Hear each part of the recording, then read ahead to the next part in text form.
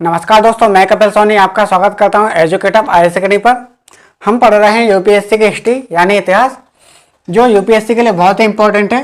और आज हम अपने इतिहास में शुरू करने जा रहे हैं एक नया चैप्टर, सिंधु घाटी सभ्यता। सिंधु घाटी सभ्यता या फिर हड़प्पा सभ्यता। हड़प्पा सभ्यता आज हम पढ़ेंगे सिंधु घाटी सभ्यता यानी हड़प्पा सभ्यता। तो प्लीज़ आप इस वीडियो को ज़्यादा से ज़्यादा लाइक, शेयर और सब्सक्राइब कीजिए ताकि वीडियो सभी तक पहुंच जाए। जो यूपीएससी, बीपीएससी या यूपीपीएससी, एमपीपीएससी कोई भी एग्जाम की तैयारी कर रहे हो और हिस्ट्री पढ़ना चाहते हैं तो वहाँ तक हम देखेंगे। और हड़प्पा सभ्यता इतना इम्पोर्टेंट चैप्टर है कि इसके बहुत सारे पार्ट बनेंगे। करीब इसको हम 9 से 10 पार्ट में डिवाइड करेंगे। 9 से 10 पार्ट में डिवाइड करेंगे और ये अपने आप में बहुत बड़ा चैप्टर है और बहुत ज़्यादा महत्वपूर्ण भी है, इसलिए हम इसको बहुत ध्यान से पढ़ेंगे। अगर हम देखते हैं सिंधु घाटी सभ्यता यानी हड़प्पा सभ्यता, तो इसको हम पढ़ने के लिए हम इसको कुछ पार्ट में डिवाइड करते हैं। कौन कौन से पार्ट में डिवाइड करेंगे? जैसे पहला पार्ट डिवाइड करेंगे तो यह है इसकी भूमिका। भूमिका के बाद फिर हम देखेंगे इसमें उत्पत्ति, भूमिका, उत्पत्ति। फिर हम देखेंगे इसका कालक्रम, भूमिका, उत्पत्ति और कालक्रम। कालक्रम के बाद फिर हम देखेंगे इसका विस्तार, कि इसका विस्तार कहाँ कहाँ का है, विस्तार। विस्तार के बाद फिर हम देखेंगे यहाँ पर इसका महत्वपूर्ण स्थल व विशेषताएं, कि इसके महत्वपूर्ण स्थल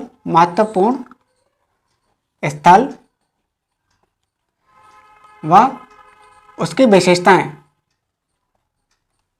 महत्वपूर्ण स्थल व उसकी विशेषताएं, महत्वपूर्ण स्थल उसकी विशेषताएं। और अगर हम यहाँ पर देखें तो यहाँ पर आता है सामाजिक एवं सांस्कृतिक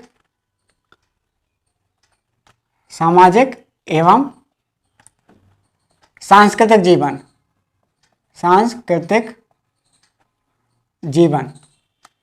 सामाजिक एवं सांस्कृतिक जीवन। और इसके बाद अगर हम देखें तो इनका आर्थिक जीवन।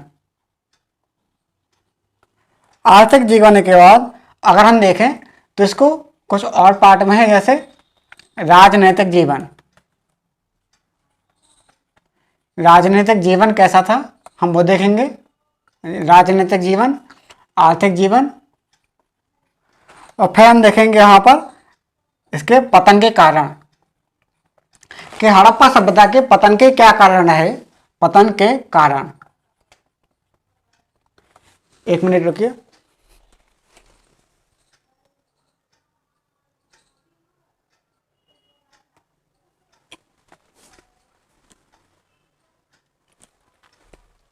पतन के कारण, तो अगर हम देखें भूमिका, तो हेडिंग डाल लीजिए भूमिका। हम यहाँ से पढ़ेंगे तो हम इसको इतने पार्ट में डिवाइड करेंगे, इतने पार्ट में डिवाइड करके, और हर एक सेक्शन को बहुत अच्छे से देखेंगे और उम्मीद करेंगे कि आपको अच्छे से समझ में आए और आप इसको बार बार पढ़िए, अच्छे से पढ़िए ताकि ये याद हो जाए। क्योंकि अगर हड़प्पा सभ्यता से क्वेश्चन अगर आएगा तो इतने में से ही आ जाएगा। मेरा दावा है कि 90% चांस है कि मेरे नोट से ही आ जाएगा, 99% चांस है कि मेरे नोट से ही आएगा। इसलिए आप इसको बहुत अच्छे से पढ़ेंगे। जैसे अगर हम डालते हैं भूमिका, अगर हम भूमिका डालते हैं, भूमिका लिखते हैं, एक हेडिंग डाल लीजिए भूमिका। अगर हम इसकी भूमिका देखें तो हड़प्पा सभ्यता ये कहाँ पर, पश्चिमोत्तर भारत में विकसित हुई। क्या?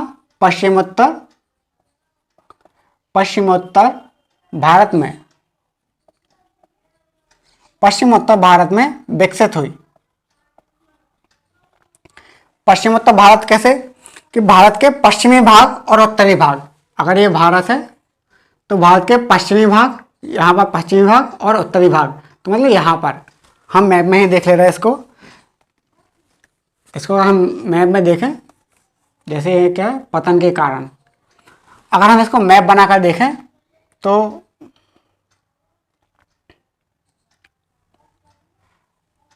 पता नहीं इंडिया का मैप कब से आएगा।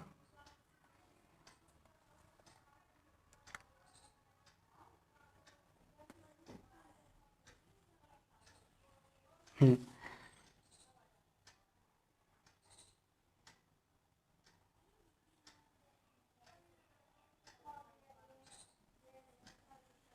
हम्म।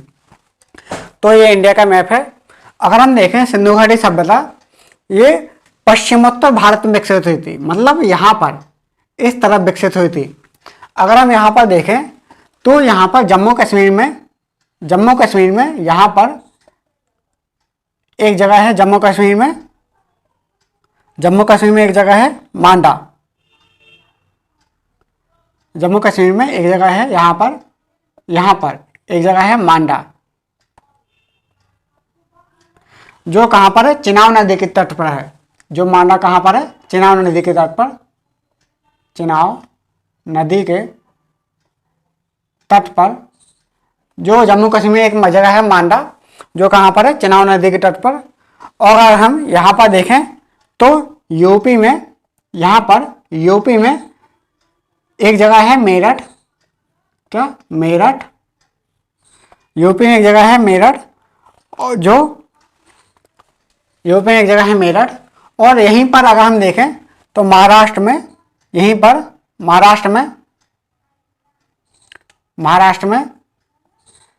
एक जगह है प्रवरा नदी के तट पर, प्रवरा नदी के तट पर। महाराष्ट्र में एक जगह है देमाबाद। यूपी में है मेरठ, जम्मू कश्मीर में मांडा, और जम्मू कश्मीर में मांडा, और यूपी है मेरठ, और यहाँ महाराष्ट्र का देमाबाद। मेरठ यहाँ पर डालेंगे, मेरठ, यूपी में मेरठ, जम्मू कश्मीर का मांडा, यूपी में मेरठ, और यहाँ पर महाराष्ट्र का यहाँ पर देमाबाद। और यहाँ पर अगर हम देखें तो एक जगह थी यहाँ पर बलूचिस्तान, जो पाकिस्तान के बलूचिस्तान प्रांत में, क्या बलूचिस्तान प्रांत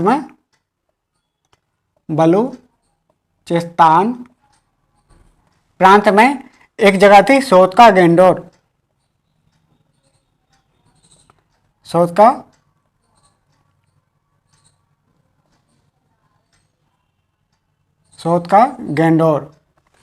पाकिस्तान के बलूचिस्तान प्रांत में एक जगह थी सोतका गेंडोर।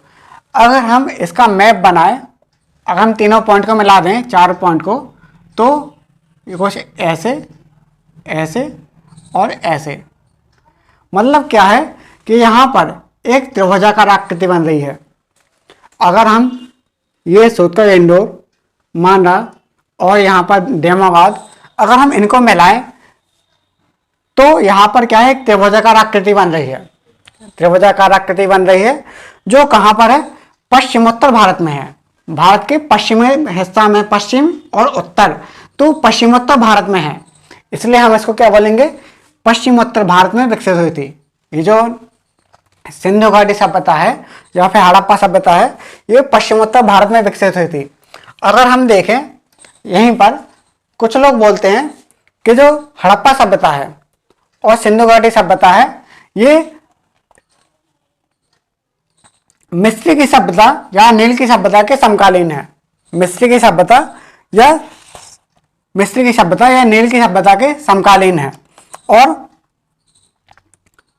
अगर यहीं पर हम देखें पश्चिमी में तो मेसोपोटामिया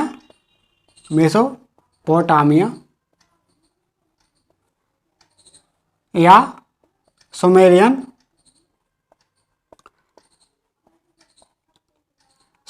सभ्यता। अगर हम यहाँ पे देखें तो जैसे अगर मैप बनाएं तो पश्चिमी में यहाँ पर एक मेसोपोटामिया या सुमेरियन सभ्यता, और यहाँ पर एक जगह है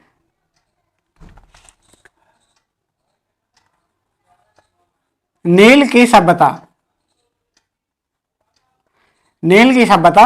या फिर मिस्र घाटी की सभ्यता।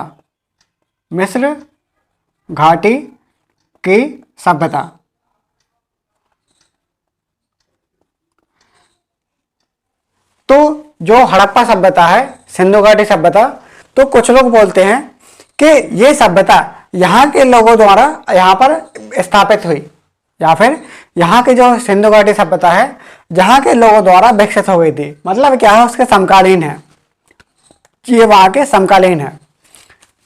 तो कुछ लोग ऐसा मत देते हैं। अगर हम देखें सिंधु घाटी सभ्यता या हड़प्पा सभ्यता, इसके बहुत सारे नाम हैं। जैसे अगर हम देखें, आप इसको देख लीजिए, जैसे यहाँ जम्मू कश्मीर का मांडा, प्रवरा नदी के तट पर यहाँ पर महाराष्ट्र में देमाबाद, यूपी में मेरठ, और बलूचिस्तान प्रांत में सोरका गेंडोर, बलूचिस्तान प्रांत में सोरका गेंडोर। अगर हम तीनों को मिलाते हैं तो यहाँ पर एक त्रिभुजाकार आकृति बनती है। कैसी? त्रिभुजाकार आकृति। और जो यहाँ पर सभ्यता है ये इन दोनों सभ्यता से बहुत बड़ी है। इन दोनों सभ्यता जैसे मेसोपोटामिया सुमेरियन सभ्यता से बहुत बड़ी है। तो अगर हम इन दोनों सभ्यता को मिला दें, अगर हम इन दोनों सभ्यता को मिला दें तो ये जो हड़प्पा सभ्यता है इसकी सभ्यता से 12 गुना अधिक बड़ी है, 12 गुना अधिक बड़ी है। अगर हम केवल मिस्र की सभ्यता देखें तो केवल मिस्र की सभ्यता का 20 गुना अधिक बड़ी है, 20 गुना अधिक बड़ी है, अधिक बड़ी है। जो हड़प्पा सभ्यता है वो नील की सभ्यता का 20 गुना अधिक बड़ी है। और मेसोपोटामिया और नील की सभ्यता अगर हम दोनों को मिला दें तो इसकी सभ्यता का 12 गुना अधिक बड़ी होगी। कितनी? 12 गुना अधिक बड़ी है। तो हम कह सकते हैं कि ये सभ्यता पश्चिमोत्तर भारत में है, जो बहुत ही विकसित और बहुत बड़े आकार में थी, बहुत ही विकसित, बहुत बड़े आकार में थी। अगर हम देखें यहाँ पर सिंधु घाटी सभ्यता, तो इसके अगर हम भूमिका में देखें, इसको आप बना लीजिए। अगर हम इसकी भूमिका में देखें थोड़ा और विस्तार से, भूमिका में थोड़ा और विस्तार से अगर देखें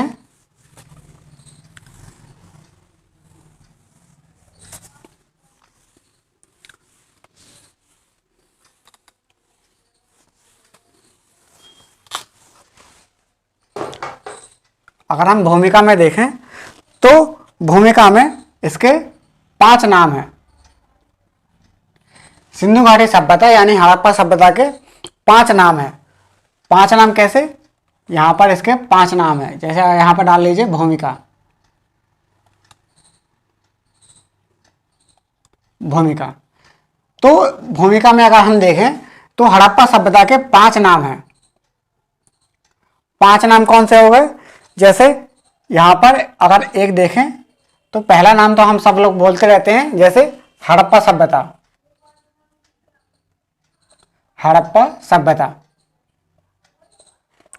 हड़प्पा सभ्यता के बाद हम इसको सिंधु घाटी सभ्यता भी बोलते हैं। क्या बोलते हैं?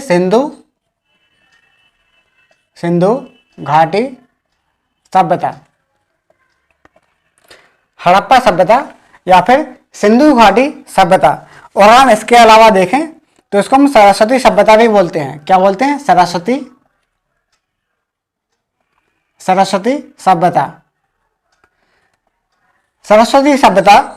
इसके अलावा इसका एक और नाम है प्रथम नगरीय क्रांति, प्रथम नगरीय क्रांति। इसको हम प्रथम नगरीय क्रांति भी बोल देते हैं, प्रथम नगरीय क्रांति भी बोल देते हैं। और अगर हम यहाँ पर देखें तो इसी को हम कांस्य युगीन सभ्यता भी बोलते हैं, कांस्य युगीन सभ्यता। तो हड़प्पा सभ्यता के 5 नाम है। हड़प्पा सभ्यता इसको हम बोलते हैं सिंधु घाटी सभ्यता, सरस्वती सभ्यता, प्रथम नगरीय क्रांति भी बोलते हैं, और कांस्य युगीन सभ्यता, कांस्य युगीन सभ्यता। अब अगर हम देखें कि हड़प्पा सभ्यता इसका नाम कैसे पड़ा, हड़प्पा सभ्यता का नाम कैसे पड़ा, तो अगर हम यहाँ पर भूमिका में देखें तो क्या हो रहा था? 1826 ईस्वी में, 1826 ईस्वी में एक अंग्रेज थे चार्ल्स मैसन,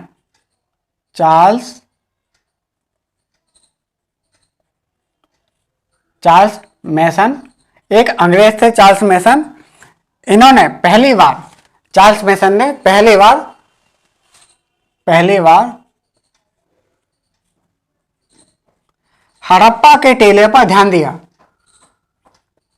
हड़प्पा के टीले पर ध्यान दिया। एक अंग्रेज थे चार्ल्स मैसन, इन्होंने पहली बार हड़प्पा के टीले पर ध्यान दिया। हड़प्पा के टीले पर ध्यान दिया, लेकिन उस पर कुछ भी काम नहीं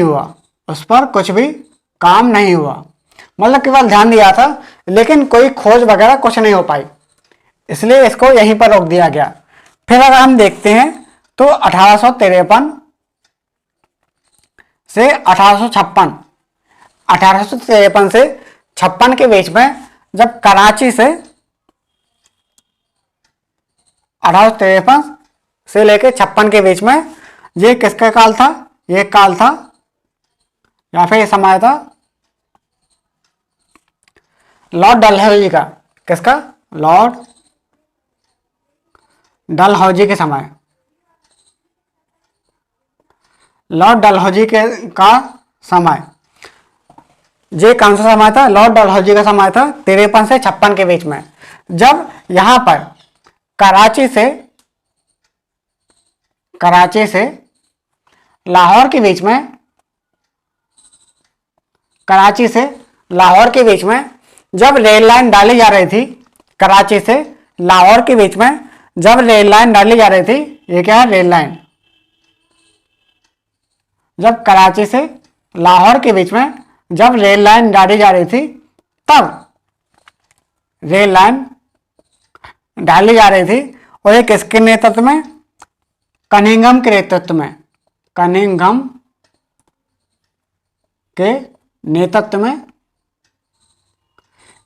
के नेतृत्व में जब कराची से लाहौर के बीच में रेल लाइन डाली जा रही थी, तो वहां पर दो व्यक्ति थे, जॉन बेंटन व विलियम ब्रेंटन। जॉन बेंटन और विलियम ब्रेंटन, तो ये दो व्यक्ति थे। इनको यहां पर कराची से लाहौर के बीच में जब रेल लाइन डाल रहे थे, तो वहां पर कुछ ईंटें मिली थी। विलियम को कुछ ईंटें मिली थी जो इस रेल लाइन में यूज हो गई। इनको क्या है? कुछ ईंटें मिली जो यहां पर रेल लाइन बनाने में यूज हो गई, लेकिन इस पर भी दोबारा कोई ध्यान नहीं गया। यहां पर फिर भी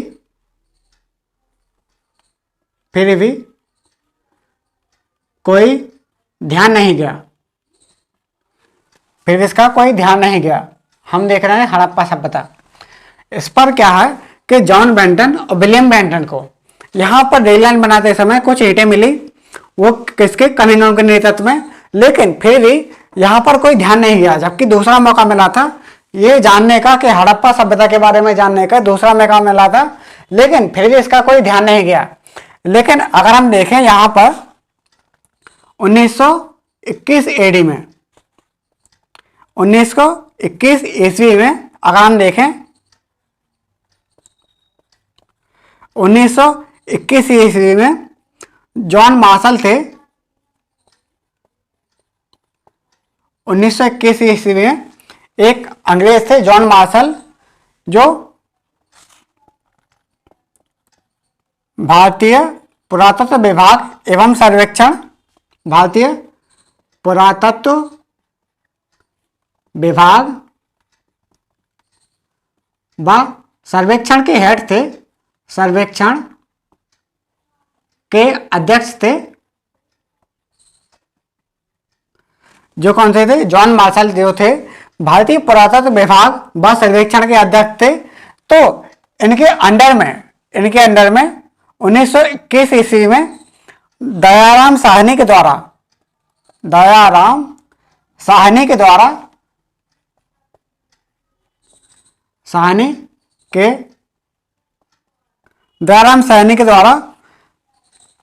हड़प्पा सभ्यता का उत्खनन किया गया। दयाराम साहनी के द्वारा हड़प्पा सभ्यता का हड़प्पा सभ्यता की खोज की गई, खोज की गई।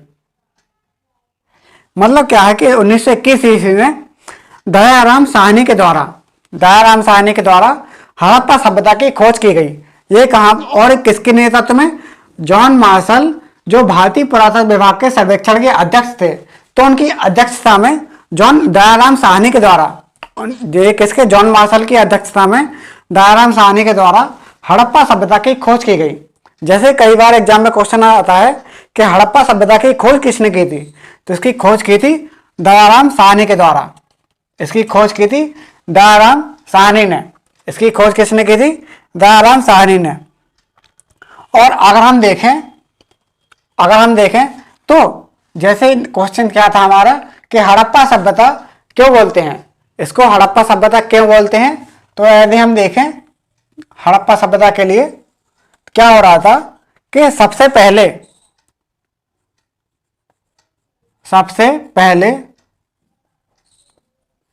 इस हड़प्पा सभ्यता का उत्खनन हड़प्पा नामक स्थान पर हुआ।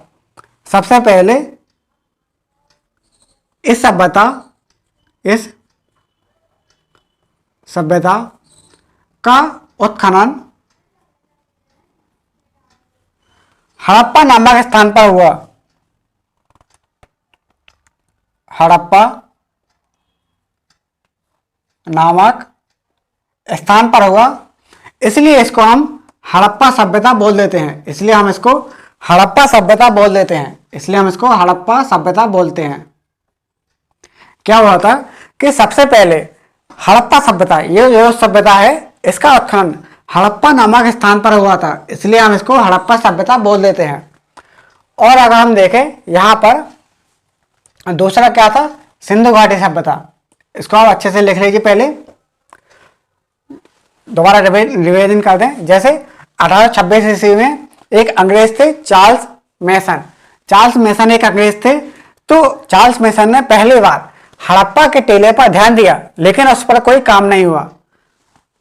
1853 से 56 के बीच में, जो किसका समय था? लॉर्ड डलहौजी का समय था।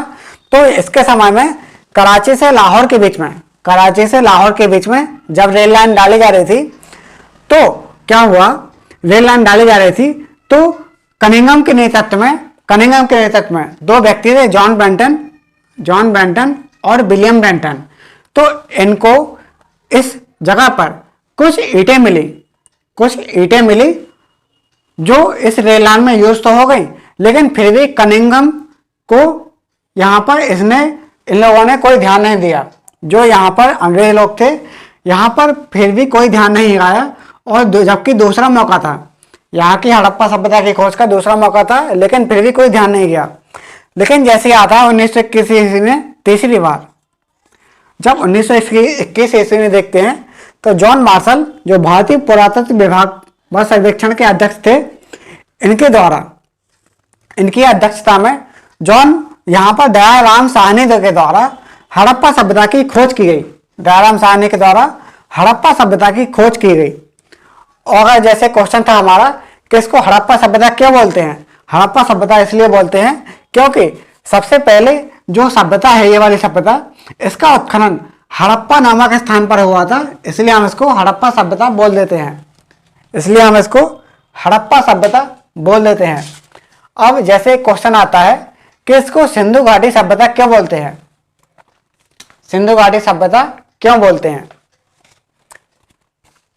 इसको आप लिख लिया होगा।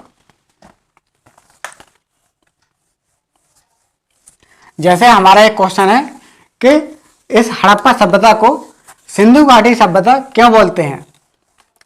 इसको हम सिंधु घाटी सभ्यता इसलिए बोलते हैं कि क्योंकि सर्वाधिक उत्खनन होने वाले स्थान सिंधु नदी के पास पे थे। इसलिए बोलते हैं क्योंकि अधिकतर स्थान, क्योंकि जब हड़प्पा सभ्यता की खोज हुई तो मैक्सिमम स्थान यानी अधिकतर स्थान इस सिंधु नदी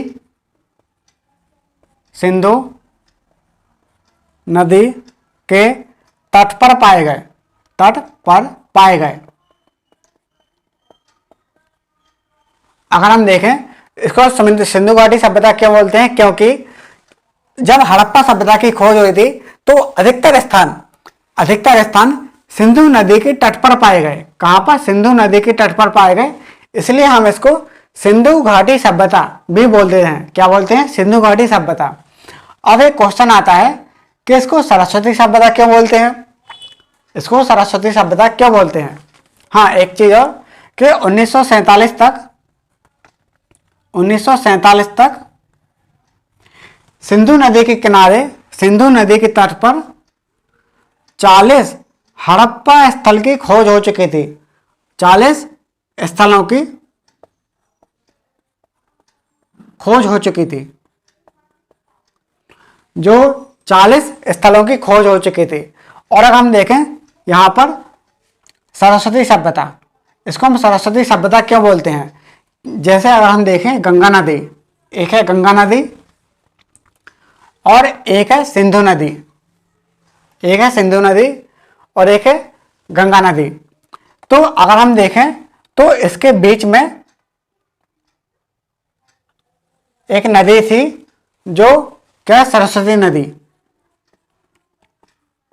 सरस्वती नदी जो विलुप्त हो चुकी है और जो आज घग्गर नदी के नाम से जानी जाती है, जो कहां बहती? राजस्थान में, जो आज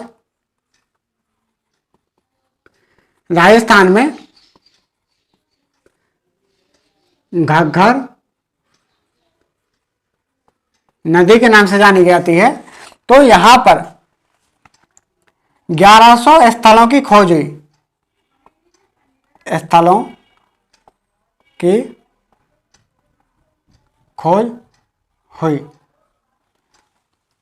राजस्थान के घग्गर नदी में। राजस्थान की एक घग्गर नदी है जो पहले इसका नाम था सरस्वती नदी। तो यहां पर 1100 स्थलों की खोज हुई। कितने स्थल? 1100 स्थलों की खोज हुई, इसलिए हम इसको क्या बोलते हैं? सरस्वती सभ्यता भी बोल देते हैं, क्योंकि यहां पर बहुत ज्यादा स्थल मिले, यहां पर बहुत ज्यादा स्थल मिले, इसलिए हम इसको सरस्वती सभ्यता भी बोल देते हैं। अब एक क्वेश्चन आता है आपके मन में कि प्रथम नगरीय क्रांति क्यों बोलते हैं? इस सभ्यता को प्रथम नगरीय क्रांति क्यों बोलते हैं? तो प्रथम नगरीय क्रांति इसलिए बोलते हैं क्योंकि अगर देखा जाए तो जो हड़प्पा सभ्यता थी वो एक विकसित थी। हड़प्पा सभ्यता कैसी थी कि वहां की हड़प्पा सभ्यता की, जैसे वहां पर एक नगरीय सभ्यता थी। अब नगरीय से क्या मतलब है? नगरीय से मतलब यह है कि जो घर थे, घर उच्च कोटि के, घर उच्च कोटि के थे, सड़कें अच्छी थी, सड़कें यहां पर अच्छी थी। सड़कें के बाद वहां पर स्नानागार थे, स्नानागार थे। स्नानागार के अलावा वहां पर, स्नानागार के अलावा वहां पर अन्नागार भी थे, अन्नागार भी थे। अन्नागार के अलावा वहां पर बहुत सारी चीजें थी जो एक नगर में होती हैं। वहां पर जो बहुत सारी चीजें थी जो एक नगर में होती हैं वो बहुत ही उन्नत अवस्था में थी। क्या? उन्नत अवस्था में थी, उन्नत अवस्था में थी, इसलिए हम इसको प्रथम नगरीय क्रांति बोल देते हैं। इसको हम इसलिए क्या बोलते हैं? प्रथम नगरीय क्रांति। और इसको प्रथम नगरीय क्रांति बोल देते हैं। और जैसे एक क्वेश्चन आता है एमपीपीएससी में या फिर कोई पीएससी में आया था कि हड़प्पा सभ्यता को कांस्य युगीन सभ्यता क्यों बोलते हैं? हड़प्पा सभ्यता को कांस्य युगीन सभ्यता क्यों बोलते हैं? क्योंकि कांसा किससे बना होता है? कांसा बना होता है तांबा प्लस टिन से, तांबा प्लस टिन से। क्योंकि हमने इसको कल या परसों चर्चा की थी कि मानव द्वारा सबसे पहले यूज करने वाली धातु कौन सी थी? तांबा। मानव द्वारा सबसे पहले यूज करने वाली धातु थी तांबा। तो तांबा में अगर टिन मिला दें तो ये और मजबूत हो जाता है। तावा में अगर टिन मिला दें तो इसमें क्या है, मजबूती आ जाती है। क्या? मजबूती। तो इस हड़प्पा सभ्यता में इस कांसे का यूज किया, कांसे का यूज बहुतायत से किया। जैसे ताम्रपाषाण काल में तांबे का यूज किया, ऐसे यहां पर सिंधु घाटी सभ्यता या हड़प्पा सभ्यता में कांसे का बहुत ज्यादा यूज किया, इसलिए हम इसको कांस्य युगीन सभ्यता बोल देते हैं। जो किसी पीएससी में आ चुका था, पीएससी में आ चुका है। किसको कांस्य युगीन सभ्यता क्यों बोलते हैं? इसलिए बोलते हैं क्योंकि कांसा बना होता है तांबा प्लस टिन से, तांबा प्लस टिन से। और तांबा क्या था? मानव द्वारा यूज करने वाली पहली धातु, मानव द्वारा यूज करने वाली पहली धातु थी, फर्स्ट मेटल था। तो मानव ने सबसे पहले इस धातु को यूज किया, तांबा को यानी कॉपर को। तो इसके बाद बना कांसा, तांबा प्लस टिन को मिला देंगे तो बनेगा कांसा। और कांसा के यहाँ पर बहुतायत से औजार मिलते हैं, बहुत सारे उपकरण मिलते हैं जो कांसे के बने हुए हैं, इसलिए हम इसको कांस्य युगीन सभ्यता बोल देते हैं। इसलिए हम इसको कांस्य युगीन सभ्यता बोल देते हैं। तो यहां पर देखा हमने भूमिका, यहां पर देखा हमने इसकी भूमिका। तो ये इसकी भूमिका थी। इसको हड़प्पा सभ्यता क्यों बोलते थे? क्योंकि मैक्सिमम स्थान हड़प्पा, सबसे पहले हड़प्पा क्षेत्र का ही उत्खनन हुआ, सबसे पहले हड़प्पा में ही सभ्यता की खोज हुई, इसलिए हम इसको हड़प्पा सभ्यता बोलते हैं। और सिंधु घाटी सभ्यता क्यों बोलते हैं? क्योंकि अधिकांश स्थल सिंधु नदी के तट पर पाए गए, सिंधु नदी के तट पर पाए गए, इसलिए हम इसको सिंधु घाटी सभ्यता बोलते हैं। अगर हम यहाँ देखें सरस्वती सभ्यता, तो सरस्वती सभ्यता क्यों बोलते हैं?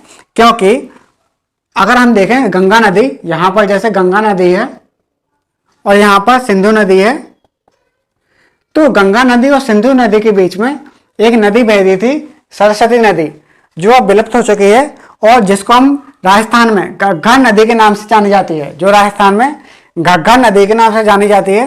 तो वहां पर 1100 स्थलों की खोज हुई, 1100 स्थल, बहुत ज्यादा स्थल हैं।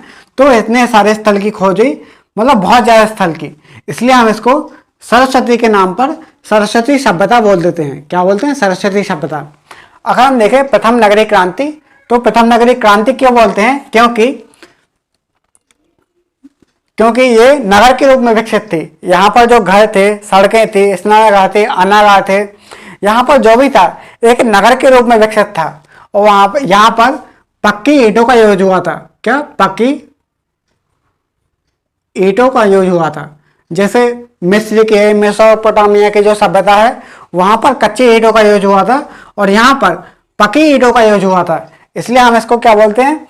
प्रथम नगरीय क्रांति। अगर यहाँ पर हम देखें तो कांस्य युगीन सभ्यता क्यों बोलते हैं? क्योंकि कांसा जो तांबा और टिन से मिलकर बना होता है, तो यहाँ पर कांसे के बहुत ज्यादा उपकरण मिले, इसलिए हम इसको कांस्य युगीन सभ्यता भी बोल देते हैं। इसलिए हम इसको कांस्य युगीन सभ्यता भी बोल देते हैं। तो यहाँ पर हमारा एक पार्ट हुआ भूमिका, यहाँ पर एक पार्ट हुआ भूमिका। अगर इसकी उत्पत्ति देखें, अगर हम इसकी उत्पत्ति देखें, इसको आप लिख लीजिए और प्लीज आप इसको अच्छे से लिखते जाइए, क्योंकि अगर क्वेश्चन आएगा तो मेरे नोट से ही आएगा। 99% चांस है कि मेरे नोट से ही क्वेश्चन आ जाएगा, इसलिए आप इसको बहुत अच्छे से पढ़िए और नोट्स बना दिए और इसको आप बहुत अच्छे से देखेंगे। पूरा हड़प्पा सभ्यता बहुत अच्छे तरीके से डिजाइन किया हुआ है, इसलिए आपको बहुत अच्छे से बताया जाएगा। अगर हम देखते हैं इसकी उत्पत्ति, तो इसकी उत्पत्ति के दो मत हैं। इसकी उत्पत्ति के दो मत हैं। दो मत कैसे? अगर हम इसकी उत्पत्ति को देखें तो इसके दो मत हैं। दो मत कैसे? एक है विदेशी उत्पत्ति का मत। इसके दो मत हैं। दो मत कैसे? एक है विदेशी उत्पत्ति का मत और दूसरा है देशी उत्पत्ति का मत। दूसरा क्या है? देशी उत्पत्ति, देशी उत्पत्ति का मत। इसके दो मत हैं, एक है विदेशी उत्पत्ति का मत और एक है देशी उत्पत्ति का मत। अगर हम देखें विदेशी उत्पत्ति का मत, तो ये कैसे मेसोपोटामिया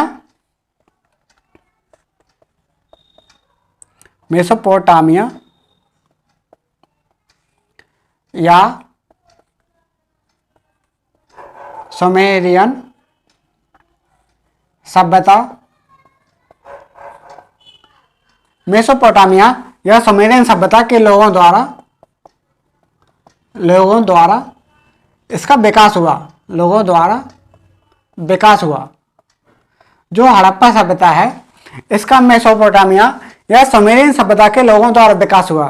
कैसा? विसरणवादी नीति के अनुसार। विसरण क्या होता है? फैलना। विसरण क्या होता है? फैलना। तो इस नीति के अनुसार, विसरणवादी नीति के अनुसार हड़प्पा सभ्यता का विकास हुआ।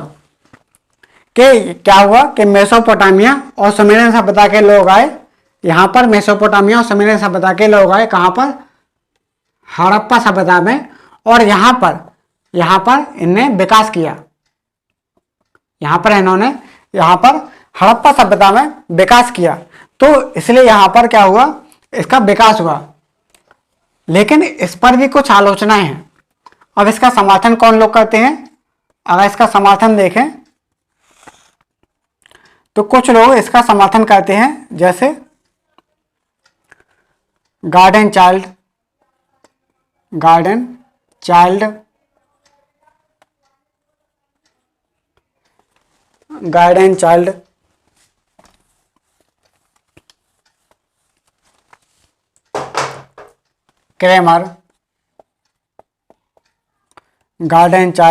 क्रेमर, क्रेमर के बाद फिर जॉन मार्शल,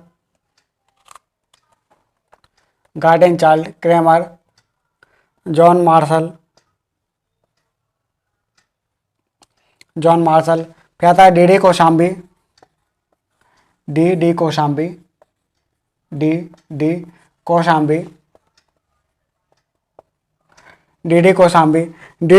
के बाद फिर आता है एच.डी.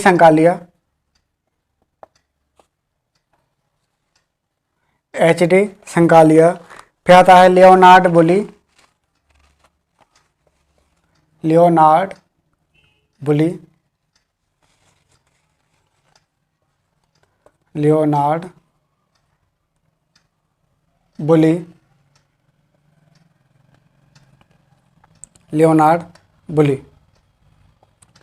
तो इस बात का समर्थन कौन करते हैं? Gordon Childe, Kramer, John Marshall, D Kosambi, H D. Sankalia और लियोनार्ड बुली। तो ये बोलते हैं कि हड़प्पा सभ्यता का विकास विदेशी उत्पत्ति का मत है। हड़प्पा सभ्यता का विकास विदेशी उत्पत्ति का मत है। विदेशी उत्पत्ति कैसे? ये बोलते हैं कि हड़प्पा सभ्यता का विकास मेसोपोटामिया के लोगों द्वारा, मेसोपोटामिया या सुमेरियन सभ्यता के लोगों द्वारा हुआ। जब ये यहाँ पर आए, कुछ लोग यहाँ पर आए और यहाँ पर विकास किया, हड़प्पा सभ्यता में विकास किया, तो ये लोग बोलते हैं कि यहाँ के लोगों द्वारा यहाँ पर हड़प्पा सभ्यता में जो लोग जाते हैं फिर वहाँ विकास करते हैं। तो इस प्रकार ये बोलते हैं कि यहाँ पर विदेशी उत्पत्ति का मत है, मतलब विदेशी उत्पत्ति का समर्थन करते हैं। अगर हम देखें एक और है, यहां पर मेसोपोटामिया के लोगों द्वारा,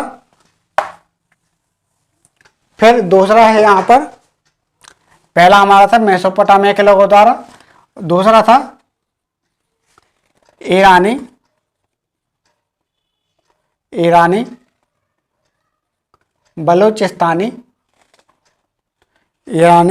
बलूचिस्तानी का विकसित रूप है। क्या है? विकसित रूप है।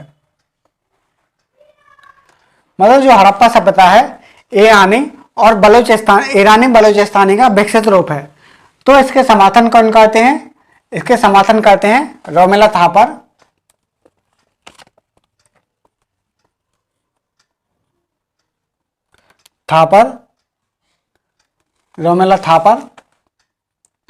और रोमिला थापर के बाद फेयर सर्विस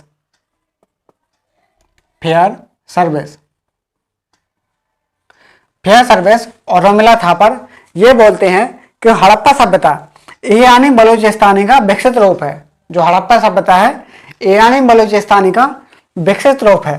जैसे यहां पर कुछ स्थान थे, यहां पर नाल, कुल्ली और आमरी। नाल, कुल्ली, आमरी, यहां पर 3 स्थान थे, नाल, कुल्ली, आमरी। तो यहां पर क्या हुआ, नाल, कुल्ली, आमरी, यहां पर जो 3 स्थान थे, यहां पर ये क्या है, एक ग्रामीण सभ्यता थी। कैसी? ग्रामीण सभ्यता थी। ये क्या है, ग्रामीण सभ्यता थी। इसका धीरे धीरे एक विकास हुआ और ग्रामीण से ये कैसी बन गई, नगरीय सभ्यता बन गई। नगरीय सभ्यता बन गई। ये कैसे आते हैं, देशी उत्पत्ति के मत में आते हैं कि नाल, कुल्ली, आमरी ये क्या है, ग्रामीण स्थल थे। कैसे थे, ग्रामीण स्थल थे। लेकिन इसका क्या हुआ, धीरे धीरे विकास हुआ। इसका धीरे धीरे विकास हुआ। तो इसको हम क्या बोलते हैं, क्रमिक विकास। क्रमिक विकास। तो रोमेला थापर और फेयर सर्विस ये बोलते हैं कि जो यहाँ पर जो हड़प्पा सभ्यता है इसका क्रमिक विकास हुआ है। इसका क्रमिक विकास हुआ है। जैसे कुछ लोग बोल रहे थे कि इसका विसरणवादी की नीति के अनुसार विकास हुआ है, लेकिन यहाँ पर रोमेला थापर और फेयर सर्विस ये बोलते हैं कि यहाँ पर क्रमिक विकास हुआ है। यहाँ पर इसका क्रमिक विकास हुआ है। और अगर हम देखें जो तीसरा मत था यहाँ पर सोथी संस्कृति का विकसित रूप। तीसरा मत था यहाँ पर सोथी संस्कृति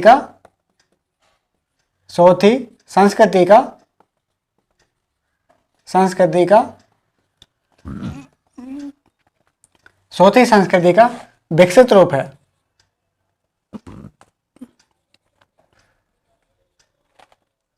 विकसित रूप है। सोथी संस्कृति का विकसित रूप है। अब सोथी संस्कृति का विकसित रूप कैसे है, तो इसके समर्थन कौन कौन है। अगर हम ये समर्थन देखें तो अमलानंद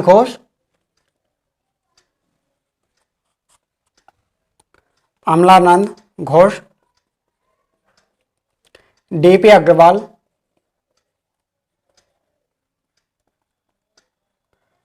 और यहां पर है अल्चिन दंपत्ति, अमलानंद घोष, डीपी अग्रवाल और अल्चिन दमयत्ती या दंपत्ति जो भी है। तो इनने क्या है कि यहाँ पर इसके समर्थन करते हैं। ये बोलते हैं कि हड़प्पा सभ्यता सोथी संस्कृति का विकसित रूप है। जो हड़प्पा सभ्यता है सोथी संस्कृति का विकसित रूप है। अब अगर हम अमलानंद घोष इसके बारे में अगर देखें तो अमलानंद घोष ने 1953 में सोथी संस्कृति की खोज की थी। अमलानंद घोष ने 1953 में सोथी संस्कृति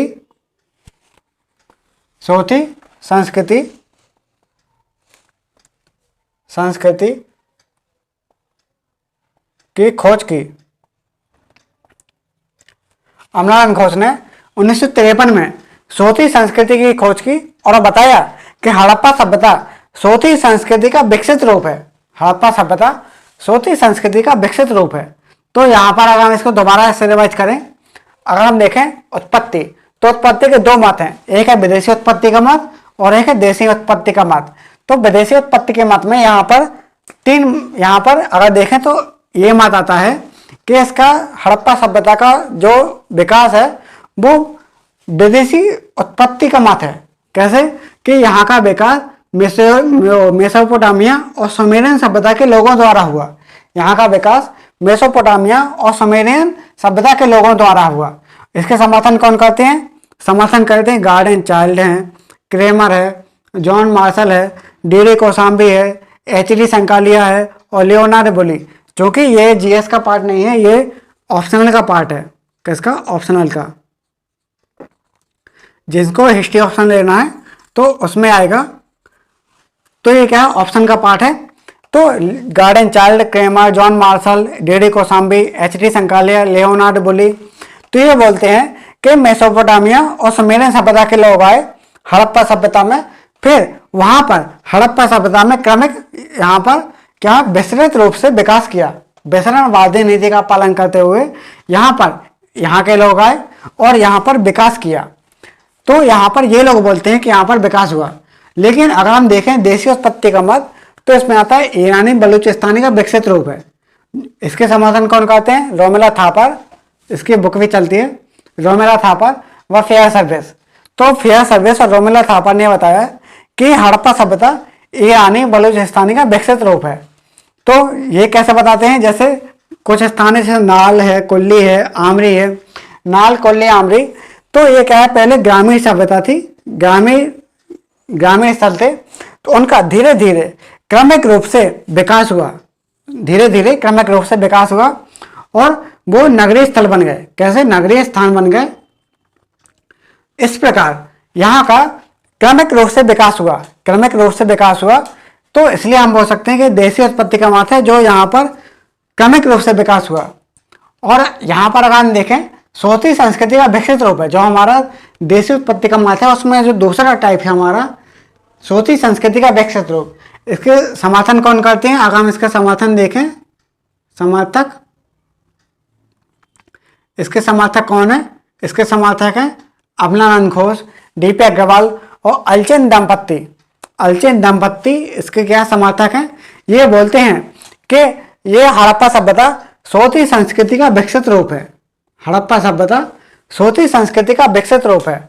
अब चूंकि हम देख रहे हैं यहाँ पर विदेशी उत्पत्ति का मत, जैसे यहाँ पर इन लोगों के जो विचार आते हैं विदेशी उत्पत्ति का मत, तो जैसे हम फिलोसफी में पढ़ते हैं कि अगर किसी ने कुछ विचार दिए हैं तो उसकी कुछ आलोचनाएं भी होंगी, इसकी आलोचना भी होंगी। तो यहाँ पर इसकी आलोचना कर रहे हैं, आलोचना करेंगे कि इसका विदेशी उत्पत्ति का मत कैसे है, विदेशी उत्पत्ति का मत कैसे है। तो हम इसकी आलोचना करके बताएंगे कि इसका विदेशी उत्पत्ति का मत नहीं है।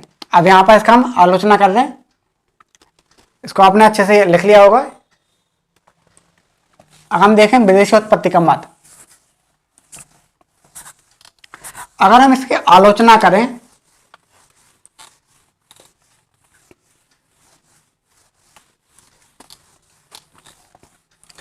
अगर हम इसकी आलोचनाएं करें कि विदेशी उत्पत्ति का मत कैसे हो सकता है, विदेशी उत्पत्ति का मत कैसे हो सकता है, जबकि मिस्र या नील की सभ्यता एक ग्रामीण सभ्यता थी। अगर हम इसकी आलोचना करें, अगर हम इसकी आलोचना करें, आलोचना में एक तरफ डाल लीजिए मेसोपोटामिया, मेसोपोटामिया, मेसोपोटामिया, और यहां पर डाल लीजिए हड़प्पा सभ्यता, हड़प्पा सभ्यता, मेसोपोटामिया और हड़प्पा सभ्यता। यहाँ पर दो, यहाँ पर अंतर कर लीजिए, डिवाइड कर लीजिए बीच में। अब चूंकि जहाँ पर बोलते हैं कि ये विदेशी उत्पत्ति का मत है, तो विदेशी उत्पत्ति का हम मत कैसे बोल सकते हैं?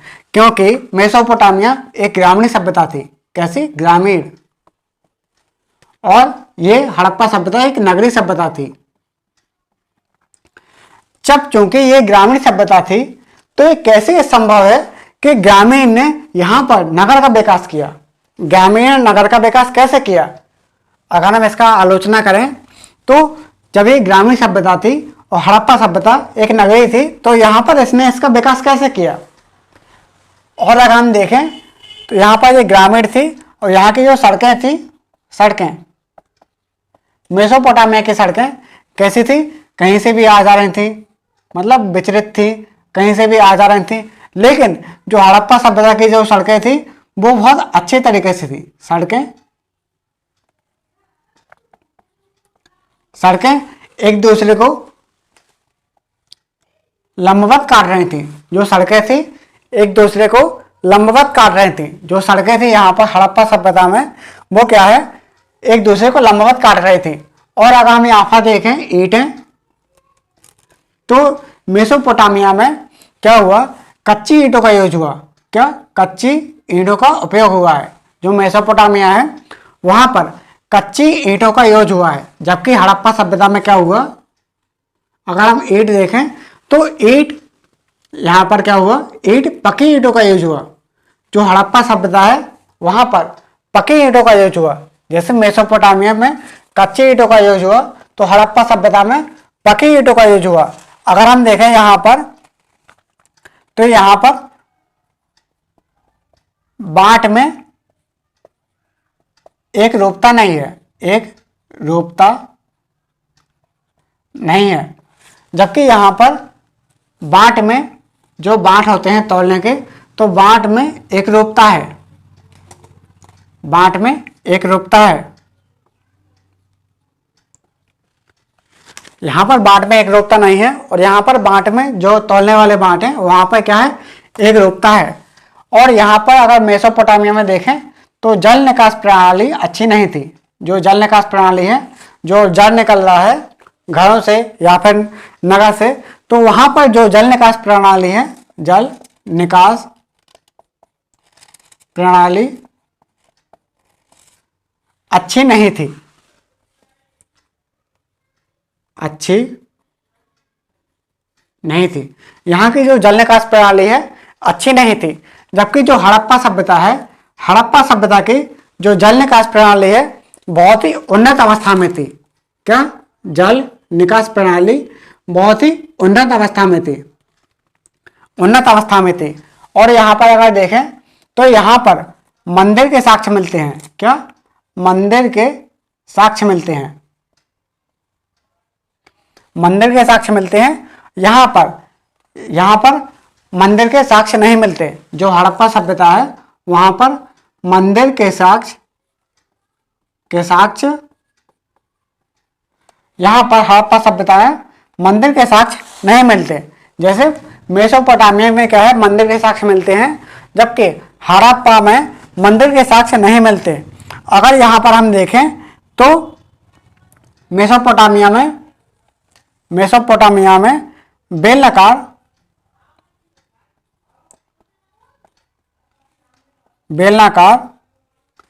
ईंटों का यूज हुआ, बेलनाकार मोहरों का यूज हुआ है, मोहरों का यूज हुआ। जबकि हड़प्पा सभ्यता में कैसी मोहरें थी, वर्गाकार मोहरें थी। कैसी, वर्गाकार। यहां पर कैसी, वर्गाकार मोहरें थी, मतलब चौकोर थी। मतलब ये बोलते हैं कि मेसोपोटामिया में क्या है, वर्गाकार मोहरें थी, और जो हड़प्पा सभ्यता है वहां पर वर्गाकार मोहरें थी। तो यहां पर हम कैसे बोल सकते हैं कि विदेशी उत्पत्ति का मत है, कि विदेशों ने यहां पर आकर विकास किया। और जैसे कुछ अपवाद स्वरूप यहां पर जो मोहरें हैं, बेलनाकार मोहरें मिल सकती हैं, बेलनाकार मोहरें मिल सकती हैं। उसका पता क्या कारण है? बेलनाकार मोहरें मिलने का एक कारण यह हो सकता है कि यहाँ के व्यापारिक संबंध बहुत अच्छे थे। जो व्यापारिक संबंध है, व्यापारिक संबंध बहुत अच्छे थे। यहाँ के जो व्यापारिक संबंध हैं बहुत अच्छे थे, इसलिए हो सकता है कि यहाँ की मोहरें यहाँ पर स्थानांतरित हो गई होंगी, इसलिए यहाँ पर ये बेलनाकार मोहरें मिल सकती हैं। तो इस आधार पर हम ये नहीं बोल सकते कि मेसोपोटामिया के लोगों द्वारा हड़प्पा सभ्यता का विकास हुआ। अगर हम इसके अंतर देखें दोबारा, तो मेसोपोटामिया के जो क्या है, मेसोपोटामिया एक ग्रामीण सभ्यता थी और हड़प्पा सभ्यता नगरीय सभ्यता थी। यहाँ की जो सड़कें हैं, सड़कें क्षेत्र विक्षेत्र थी। सड़कें क्या, क्षेत्र विक्षेत्र थी, मतलब कहीं भी आ जा रही थी। और हड़प्पा सभ्यता की सड़कें हैं एक दूसरे को समकोण यानी चौकोरों पर काट रही थी। और यहाँ पर अगर देखें तो जो ईंटें थी, ईंटें कैसी थी, कच्ची थी। और जबकि यहाँ पर पकी ईंटों का यूज हुआ, यहाँ पर पकी ईंटों का यूज हुआ। अगर हम देखें यहाँ पर बांट में एक रूपता नहीं थी। जो मेसोपोटामिया है वहाँ पर बांट में एक रूपता नहीं थी, जबकि हड़प्पा सभ्यता में बांट में एक रूपता थी। जो बांट है वहाँ पर एक रूपता थी। और जो जल निकास प्रणाली है वो मेसोपोटामिया की अच्छी नहीं थी, क्योंकि ये ग्रामीण सभ्यता है। तो ग्रामीण सभ्यता में जल निकास प्रणाली कहाँ से अच्छी हो सकती है? और जबकि हड़प्पा सभ्यता में, अब ये चूंकि नगर था इसलिए यहाँ पर जल निकास प्रणाली बहुत ही उन्नत अवस्था में थी, बहुत ही उन्नत अवस्था में। अगर हम यहाँ देखें तो मंदिर के साक्ष्य मिल जाते हैं, जबकि हड़प्पा सभ्यता में मंदिर के साक्ष्य नहीं मिलते। अगर हम देखें तो मेसोपोटामिया में बेलनाकार मोहरें मिलती हैं, जबकि हड़प्पा सभ्यता में वर्गाकार मोहरें मिलती हैं। तो यहाँ पर हमने देखा विदेशी उत्पत्ति के मत, इसकी हमने आलोचना की है। इसकी हमने क्या है, आलोचना की है। जैसे अमलानंद घोष बोलते हैं कि यह सोथी संस्कृति का विकसित रूप है। अमलानंद घोष क्या बोलते हैं? अमलानंद घोष बोलते हैं कि ये क्या है, सोथी संस्कृति का विकसित रूप है। जो हड़प्पा सभ्यता है वो सोथी संस्कृति का विकसित रूप है। तो विकसित रूप है, तो ये कैसे, किस आधार पर बोलते हैं? आइए हम इसको देखें, किस आधार पर सोथी संस्कृति का विकसित रूप बोल रहे हैं। जैसे यहां पर बोलते हैं सोथी संस्कृति का विकसित रूप, सोथी संस्कृति का विकसित रूप।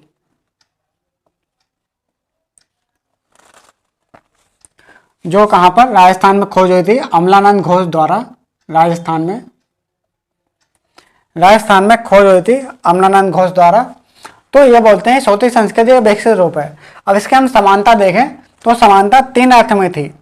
समानता अगर देखें तो समानता में 3 चीजें मिलती हैं। समानता में 3 चीजें कैसे मिलती हैं? जैसे ये बोलते हैं कि यहाँ के जो मेजबान थे, मेजबान यानी बर्तन थे, जो यहाँ के जो मेजबान थे, यहाँ के जो मेजबान पीतल के पत्तों पर बने थे। क्या? पीपल के पत्ते में बनते थे। यहाँ के जो मेजबान थे पीतल के पत्ते में बनते थे। इसलिए यहाँ पर ये क्या है, समानता अगर देखें तो यहाँ के जो मेजबान थे यानी बर्तन थे, पीपल के पत्ते में बनते थे। और यहाँ पर देखें तो यहाँ पर रस्सी के निशान पाए गए। यहाँ पर रस्सी के निशान पाए गए। और अगर हम तीसरी समानता देखें तो तीसरी समानता में है कि बर्तन लाइनदार हैं। लाइनदार कैसे हुए? जैसे अगर ये कोई बर्तन है तो बर्तनों में लाइनें बनी हुई थी, जैसे ये लाइनें हैं, तो यहाँ पर क्या है, बर्तन लाइनदार थी। तो हड़प्पा सभ्यता में भी बर्तन लाइन जैसे थे और सोथी संस्कृति में बर्तन एक जैसे थे। यहाँ की सोथी संस्कृति के बर्तन और हड़प्पा के बर्तन एक जैसे थे। यहाँ पर सोथी संस्कृति में रस्सी के निशान पाए गए, तो हड़प्पा सभ्यता में भी रस्सी के निशान पाए गए। और यहाँ के जो मेजबान थे पीपल के पत्ते पे बनते थे, और यहाँ के भी जो मेजबान थे पीपल के पत्ते पर बने रहते थे। तो यहाँ पर हमने देखा जो सोथी संस्कृति का मत है जो अमलानंद घोष द्वारा दिया जाता है, तो उसमें कुछ समानताएं भी हैं। समानता कैसे कि इसके जो मेजबान थे पीपल के पत्ते पर बनते थे, रस्सी के निशान सोथी संस्कृति वाले में भी है और हड़प्पा सभ्यता में भी है, और बर्तन जो लाइनदार हैं यहाँ पर भी है और हड़प्पा सभ्यता में बर्तन लाइनदार हैं। तो यहाँ पर हमने देखा हड़प्पा सभ्यता की हमने 2 चीजें देखी, एक है भूमिका और दूसरा देखा हमने उत्पत्ति। उत्पत्ति में क्या देखा? देशी उत्पत्ति का मत और विदेशी उत्पत्ति का मत।